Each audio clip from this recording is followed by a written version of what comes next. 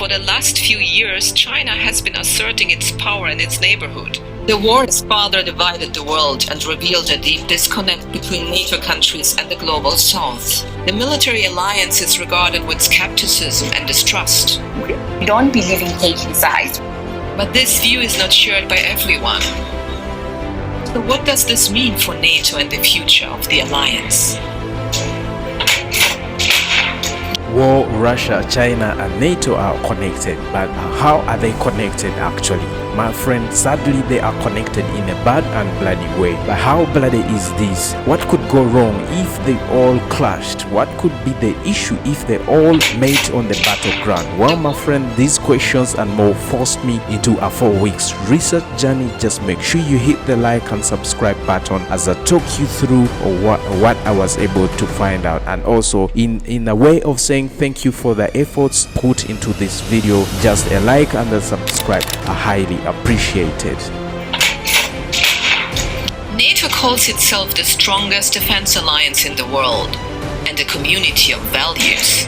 But this view is not shared by everyone. So what does this mean for NATO and the future of the alliance? We have the NATO group. NATO is always planning for wars, but even though literally called a sleeping lion, or literally referred to as a sleeping lion, and NATO is always squeezing its member states for more funding contribution towards its pool of resources. And also NATO is always watching from a distance and threatening to join major conflicts like conflicts in Israel, Gaza, and conflicts of Ukraine and Russia, but it never makes the first step to do that. It's this organization that has diplomatic control and political control over its member states, to the point that it silences them for them not to make any action in case of any war. Our security is not regional, our security is global. What happens in Ukraine matters for Asia. The more successful Putin is in Ukraine, the more likely it is that we can see something similar happen in the South China Sea. So this leaves us with the big unanswered question: what if you have NATO, China and Russia all mixed up together in an angry way? What would take place? Nations are catching up, especially China. It already has the second biggest economy in the world, and in numbers, the biggest army and navy in the world. So on the other side, we also have China. China is this country that loves Russia so much, and China is this country that hates America so much. And China, this is a country that is massively ready for any war. China is this country whose military capabilities and capacities are always unknown, but they are known to be scary.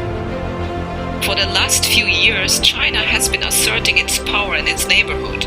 And China is this country that is technologically hungry, that is always constantly improving and making sure it's ahead of all the competitors in terms of technology. But there's a hidden meaning in all these capabilities China possesses. For example, if you get to mix China, Russia and NATO, something bloody will just immediately spark out. So let's first take a look at Russia. Russia is this country that strongly hates NATO. Russia is this country that is not afraid to go at war with any country, despite you being the global superpower, despite you being the combined forces like the NATO. Russia is never afraid to go at war with you, and Russia could really strongly hates America. Russia is always beefing up its military in order to be ready for any war. Therefore, this begins to indicate to us that a mixture of Russia, China and NATO could cause something catastrophic for this world. But is this the only thing to worry about? We are likely going to have a devastating war that will take place, that will take for a long time. But is this the only reason? Is this the only thing we should be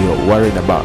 So my friends, in the event that we have Russia, China and NATO meet or cross borders with each other, or we just need to confirm that we are headed for a world war, and this is gonna be the war that is going to change the global order. This is the war that is going to shift who's gonna be the next global superpower. However, the bad thing is that this will come with a lot of armed conflicts and its related issues, like loss of destructions, loss of death of people, people and also lots of violation of human rights. But we can see that in the near future this is gonna take place as each of these pillars get stronger, as we see China get stronger, as we see Russia get stronger, and also as we see NATO gets more funding and then gets more collaboration and gets more ready for war. But yeah, it might not have happened yet, but we know it's around the corner, that anytime the three, China, Russia, NATO, are gonna crash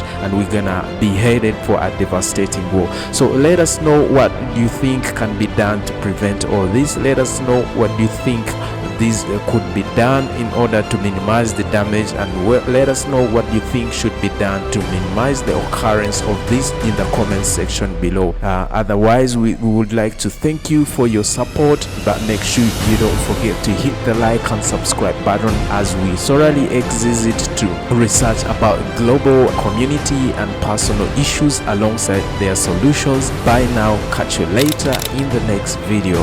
For such and more, make sure you hit the like and subscribe button for more solutions and to the challenges faced by you and me and also our community at large.